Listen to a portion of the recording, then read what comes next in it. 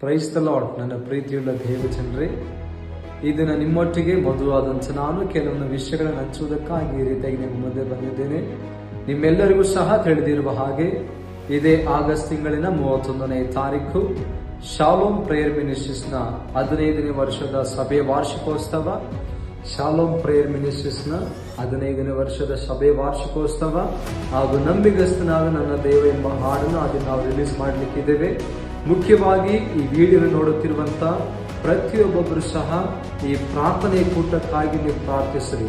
ಯಾಕೆಂದ್ರೆ ಸತ್ಯವೇದದಲ್ಲಿ ಅನೇಕ ದೈವ ಭಕ್ತರು ದೇವರಿಗೆ ಮೊರೆ ಇಟ್ಟಾಗ ದೇವರು ಯಾವ ರೀತಿ ಅವರ ಪ್ರಾರ್ಥನೆಯನ್ನು ಕೇಳಿ ಅವರ ಮೊರೆಯನ್ನು ಕೇಳಿ ಅವರಿಗೆ ದೇವರ ಸದುತ್ತರ ಕೊಟ್ಟನೋ ಆ ದಿನ ಆಗಸ್ಟ್ 31ನೇ ತಾರೀಕು ಮುಖ್ಯವಾಗಿ ನಮಗೆ ವಾತಾವರಣ ಅನುಕೂಲವಾಗಿ ದೇವರು ಅನುಗ್ರಹಿಸಿಕೊಡಬೇಕೆಂಬುದಾಗಿ ಪ್ರಾರ್ಥಿಸಿರಿ.